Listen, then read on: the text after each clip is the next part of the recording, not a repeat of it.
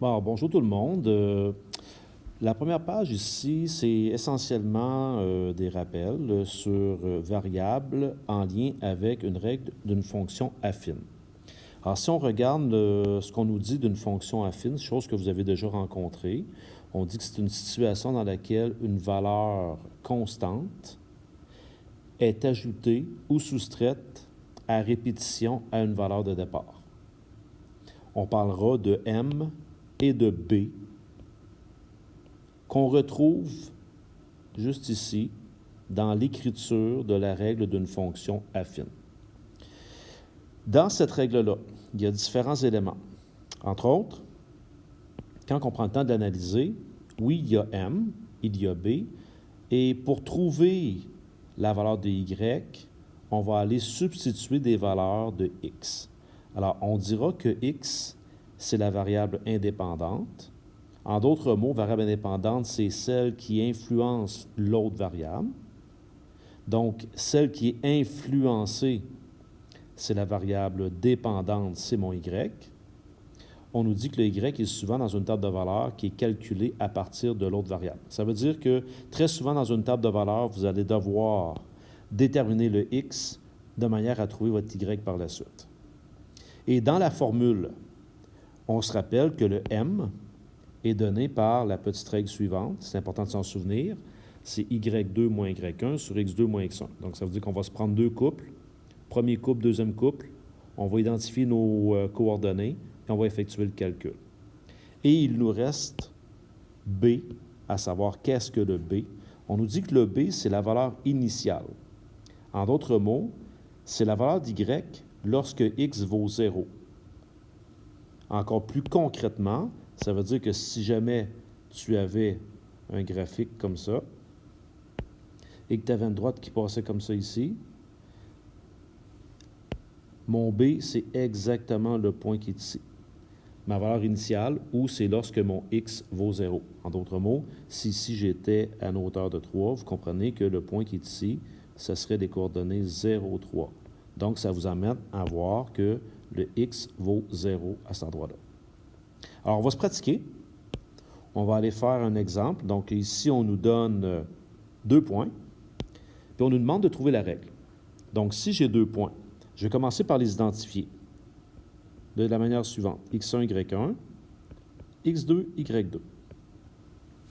Premier calcul à faire lorsqu'on cherche la règle, parce que si je cherche la règle, je sais qu'il faut que je trouve Y égale MX plus B. Donc, mon premier calcul que je dois faire, c'est trouver la valeur de M. En maths, très important, vous écrivez la formule de ce que vous cherchez. Donc, on sait que M, on vient de le voir, c'est Y2 moins Y1 sur X2 moins X1. On va aller substituer. Donc, dans notre cas, à nous, ça va faire, on fait attention, on les prend dans l'ordre. Moins 10,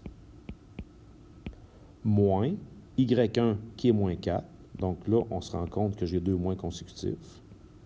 Sur X2 qui est 6, moins X1 qui est 2. Vous avez le droit, si vous voulez, là, de réaliser que moins, vous savez que ça fait un plus, cette affaire-là. Alors ici, je vais me retrouver avec moins 10 plus 4, donc moins 6, sur 6 moins 2 qui fait 4.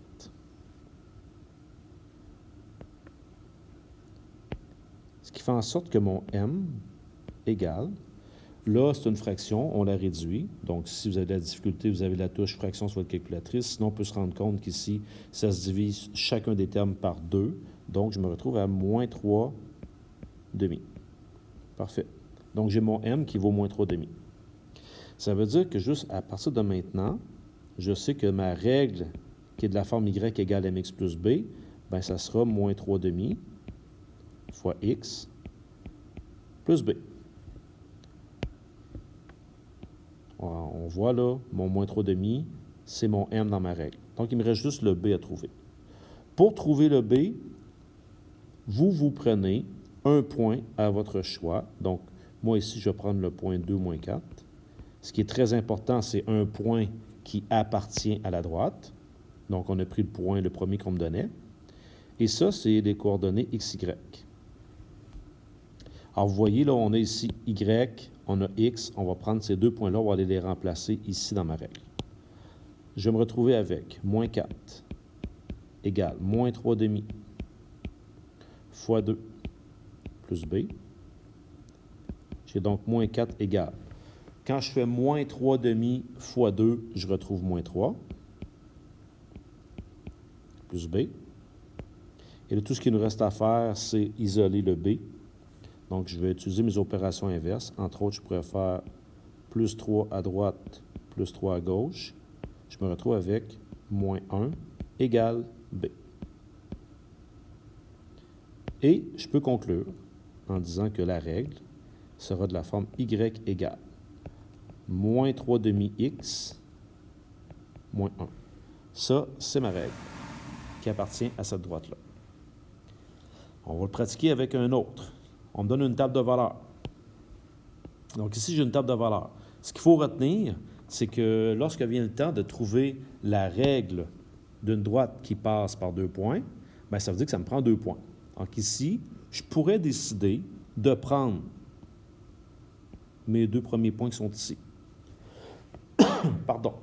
Donc, si je prends mes 2 premiers points, qui sont de la forme XY, je peux tout de suite identifier que j'ai ici mon X1, Y1, et ici X2, Y2.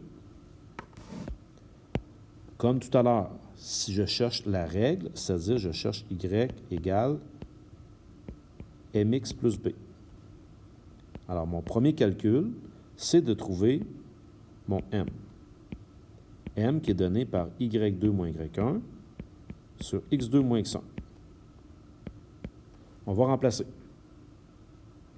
Donc ici, mon Y2 vaut 8. Mon Y1 vaut 2, donc ça fait 8 moins 2 sur 0 moins 2.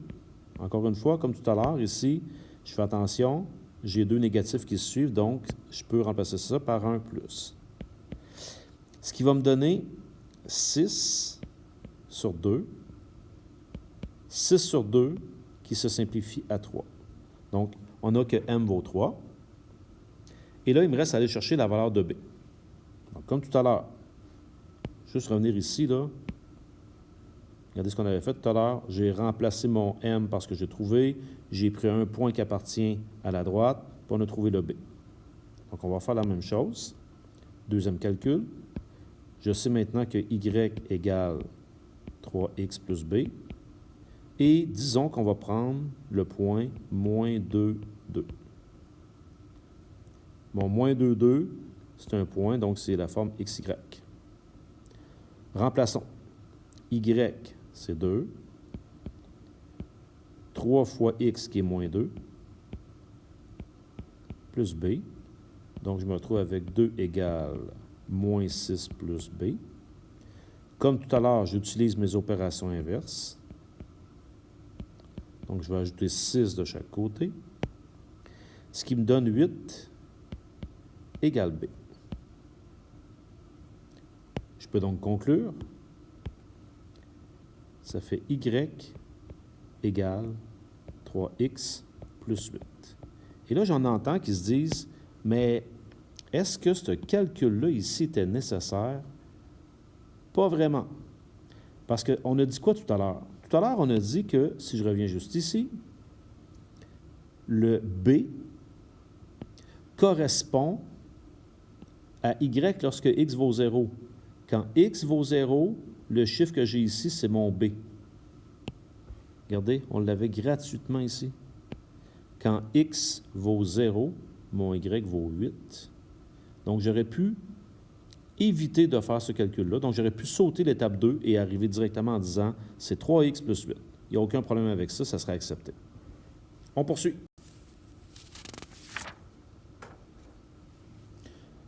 On est encore à trouver la règle.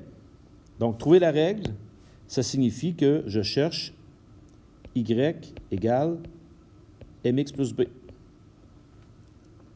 Alors, il faut sortir 2 points. Donc, règle générale, on va nous pointer les points. Ici, je pourrais dire, je vais prendre le point qui est ici. Donc, je vais prendre le point 1, 0. Et disons qu'on va prendre le point qui est ici, 0 moins 1. Premier calcul, on calcule la pente, ou le taux de variation. C'est le M. Voici la règle. On va aller remplacer. Donc, pour remplacer, ça veut dire que je considère que ça, c'était x1, y1, et mon deuxième, x2, y2. Remplaçons. Ça fait moins 1, moins 0, sur x2 qui est 0, moins 1. Je me retrouve avec un m qui est égal à moins 1 sur moins 1. En fait, moins 1 sur moins 1, ça donne 1. Donc, m vaut 1. Donc, ça fait y égale 1 fois x plus b. Et ici, on vient juste de le voir. J'espère que vous anticipez ce que je vais faire. Je vais faire ceci, parce que le point qui est ici m'indique que b vaut moins 1. Faites-vous-en pas, si vous ne l'avez pas vu, exemple dans un problème, bien, vous allez prendre un point qui appartient à la droite, vous allez remplacer et vous allez arriver à b qui vaut moins 1. On va aller voir le prochain. Là, on est dans un problème écrit. Donc, on nous dit André qui dépose 150 $ par semaine dans son compte de banque avait déjà 1000 $ au début de l'année. Trouve la règle qui met en relation le solde du compte en banque d'André et le temps écoulé depuis le début de l'année. Donc, dans ce problème-là ici, si je fais sortir quelques informations pertinentes, André dépose 150 $ par semaine. Donc, à chaque semaine, il dépose 150 $. Et au départ, il y avait déjà 1000 $ dans son compte. La question à se poser, c'est quelles sont les variables qui sont en relation ici, c'est-à-dire x, ce serait quoi, puis y, ce serait quoi. Ici, x, c'est ce qui varie, donc c'est le nombre de semaines. Oui, c'est ça, le nombre de semaines. Et il ajoute 150 $ dans son compte par semaine. Donc, on va être capable de voir quel sera le solde de son compte au bout de la piste. Donc, en bout de piste, là, ça sera le solde du compte. On peut même préciser que ça sera en dollars. Bien, ici, vous pouvez y aller, je vous dirais, directement. Ce qu'il faut comprendre, on a dit tantôt, le M, c'est ce qui est une valeur qui est ajoutée d'une manière régulière. Notre M ici, là,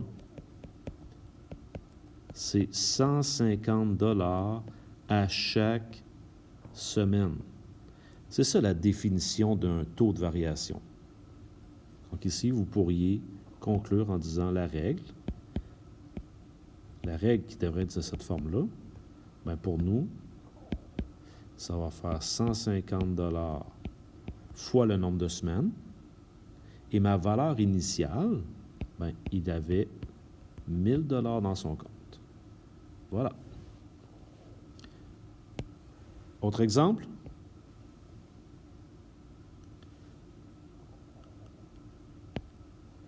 René, le plombier, établit ses tarifs en proposant à ses clients un tarif horaire auquel s'ajoute un montant fixe de frais de déplacement. À titre d'exemple, il a chargé 720 $ pour 10 heures de travail chez Mme Gagnon, tandis que Mme Riendeau a dû débourser 470 $ pour 5 heures de travail. On nous demande de trouver la règle qui permet de calculer les tarifs de René en fonction du nombre d'heures de travail.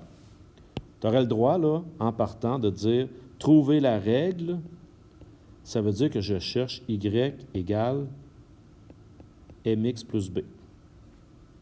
On commence à être habitué. Le m, c'est la variation régulière, et le b, c'est la valeur initiale.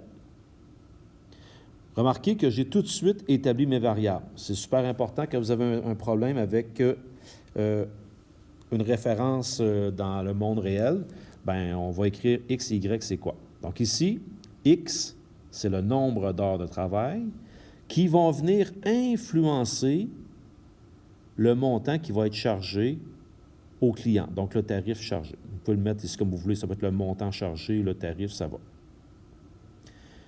Trouver la règle, ça se fait soit que c'est clair dans le texte comme le précédent, ou bien ça me prend 2 points.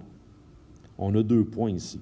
Il faut réaliser que dans ce problème-là, les 2 points qu'on me donnait, et là, faites attention, X étant le nombre d'heures, Y étant le tarif, il faut y aller dans cet ordre-là. Si je regarde, je peux le faire ressortir si vous voulez, là. Le premier exemple, on dit à titre d'exemple, il a chargé 720 $ pour 10 heures de travail. Ça, c'est chez Mme Gagnon. Et chez Mme Riendeau, il a chargé 470 pour 5 heures de travail. Donc, quand je vais rapporter le tout en 2 couples, eh bien, faites attention, on aura le couple 10, 720, et on aura le couple 5, 470. Je répète, j'ai mis ça dans l'ordre. Nombre d'heures, salaire. Nombre d'heures, salaire. Ou le tarif. Donc, nous, on va dire X1, Y1, X2, Y2. Et on est prêt à faire nos calculs, comme les numéros précédents. Le gros du travail est fait. Premier calcul, M. On le reprend. Mathématiquement, c'est Y2 moins Y1 sur X2 moins X1. En remplaçant, je me retrouve avec 470 moins 720 sur 5 moins 10. Ce qui fait en sorte que le M donne, ça fait moins 250 sur moins 5. Je fais le calcul avec ma calculatrice. Ça me donne 50. Entre vous et moi, là, ce 50-là, dans le contexte, ici, ça va vouloir dire qu'il charge 50 $ pour chaque heure de travail. C'est ça que je dois anticiper. Deuxième calcul. Bien là, à date, on sait que ça fait Y égale 50X plus B. Ce qui vous reste à trouver, c'est le B. Comme les numéros précédents, il vous suffit de prendre un point qui appartient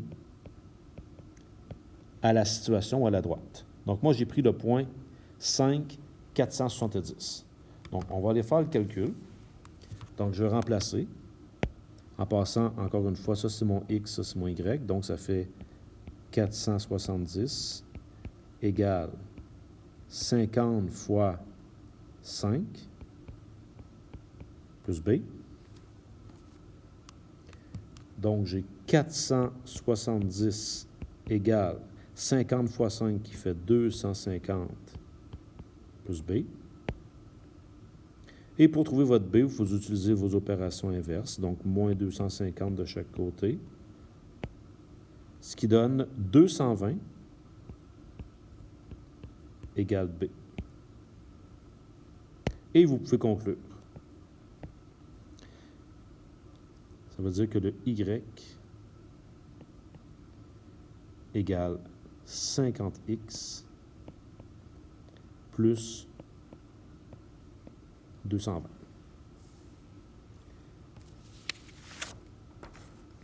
Parfait. On poursuit. On arrive à construire une table de valeurs. On nous mentionne. Pour construire une table de valeurs, il faut calculer, en utilisant la règle, les valeurs de la variable dépendante à partir de la variable indépendante. Donc, ça veut dire qu'on va tout le temps commencer avec les X, puis en passant, les X, on nous dira les X qui sont fournis ou qui ont été choisis arbitrairement. C'est important ici. Ça veut dire que tu peux te retrouver dans une table de valeurs dans laquelle on te donne déjà les X, donc il te suffit de prendre la règle, trouver les valeurs de Y, ou on va te donner une table de valeurs qui est vierge, il n'y a rien dedans, c'est ta responsabilité d'établir quels sont les X que je vais mettre là. Et c'est ça que ça veut dire choisi arbitrairement, c'est toi qui les choisis. Dans certaines situations, on verra qu'il faut être, disons, peut-être un peu plus astucieux dans nos choix. Sinon, on fait des bons assez réguliers, puis ça se passe assez bien. Donc, allons-y. Premier exemple, on me donne la règle y égale 3x plus 4. On me donne les valeurs de x. Alors, si je veux savoir ce qui va venir ici, c'est-à-dire si mon x égale moins 2, il se passe quoi? Bien, mon x égale moins 2. Je sais que l'équation, c'est y égale 3x, donc 3 fois moins 2, plus 4. Alors, regardez bien ce que j'ai fait, là. J'ai repris ma règle, 3 fois x plus 4, donc 3 fois moins 2. Là, vous pouvez faire votre calcul. Ça fait moins 6 plus 4, donc moins 2. Donc, je m'en viens ici. Vous avez de moins 2, c'est moins 2. Puis là, je poursuis comme ça. Si x égale 0, on va se retrouver avec y égale 3 fois 0 plus 4. Bien, 3 fois 0, ça fait 0, plus 4, 4. Donc, je sais que j'ai 4 qui vient ici. Et ainsi de suite. Si x égale 2, ça va faire y égale 3 fois 2 plus 4. 3 fois 2, 6. 6 plus 4, 10. J'en fais un dernier. Si x égale 5, ça fait y égale 3 fois x, donc 3 fois 5, plus 4. 3 fois 5 qui fait 15. 15 plus 4, 19. Je vous laisse vérifier par vous-même le dernier. Vous devriez arriver à 34. C'est bon de l'essayer si vous voulez être certain de vous. Et voilà, j'ai complété ma table de valeurs. La prochaine, comme on a mentionné, j'ai ici une table de valeurs qui est complètement vide. Donc, moi, je peux décider par moi-même de prendre des nombres aléatoirement. Des fois, selon le graphique que j'ai, des fois, c'est pas mauvais d'aller chercher des valeurs en x négatif. X qui vaut 0, bien, on réalise souvent que c'est une excellente valeur à aller chercher parce que ça me donne ma valeur initiale. Puis, par la suite, je peux décider d'y aller par 2. Et il n'y aura rien qui m'empêcherait d'aller chercher une valeur plus loin. C'est moi qui décide. Donc ici, j'en fais... Tiens, je vais en faire 2, 3 avec vous. On va juste déverrouiller ça.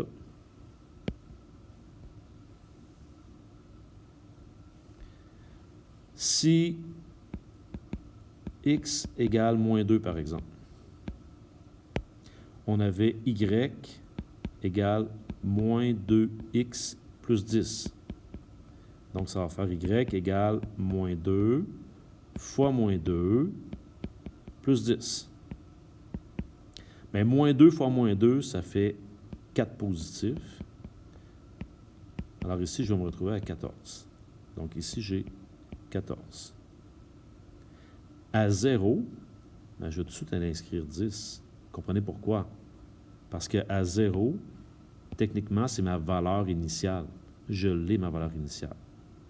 Il n'y aurait rien qui empêche que vous pourriez faire le calcul, ce ne serait pas un problème. Si x égale 2, j'en fais un dernier, ça fait y égale moins 2 fois 2 plus 10. Moins 2 fois 2 qui fait moins 4, plus 10, moins 4 plus 10 qui donne 6. Donc ici, j'ai 6. Avec 4, donc avec 4, vous allez trouver 2. Et avec 10, vous allez trouver moins 10. Je vous invite à le vérifier par vous-même.